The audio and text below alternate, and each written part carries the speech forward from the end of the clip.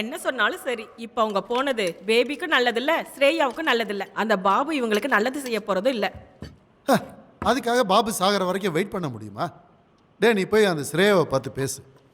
அதுக்கப்புறம் அவளை லீகலாக டிவோர்ஸ் வாங்க சொல்லு. வேலைன்னு சொல்லி அந்த ஜாய் போய் எத்தனை வருஷம் ஆகுது? என்ன இருந்தாலும் நீ அதிர்ஷ்டசாலிடா. உனக்கு தங்கச்சி யாரும் இல்லையே. பேபிக்கு கல்யாணம் பண்ணதுக்கப்புறம் உனக்கு பார்க்க ஆரம்பிச்சிடலாம். வயசாகிக்கிட்டே இருக்குல்ல. ஆமா, வயசாயிட்டே இருக்கு. என்ன ஆ? நம்ம வீட்ல இருக்கிற பையனை பத்தி சொன்னேன். ஆ? இவனை விட வயசுல பெரியவன் இன்னொருத்தர் இருக்கா. ஓ, ஓ, ஞாபகம் இருக்கா? சரி.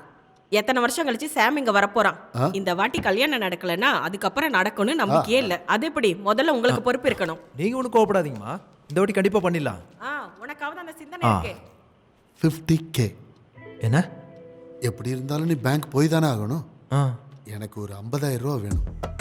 முடியாது. டே நீ அப்படி இல்லை சொல். உங்க கோட்டா முடிஞ்சிருச்சு. இனி ஸ்பெஷல் பர்மிஷன் இல்லாம ஒன்றும் பண்ண முடியாது. அது ரோஸ்லிக்கு 30,000 கொடுத்துருக்கு. அம்மா கணக்கேட்டா நாங்க 2 பேர் தான் முட்டிப்போம். ரோஸ்லிக்கு எதுக்காகடா நீ கொடுத்த? அவ புட்டிக்கோட போட்டோ ஷூட். கொடுக்காத. நான் கொடுத்துட்டேன். சபாஸ்.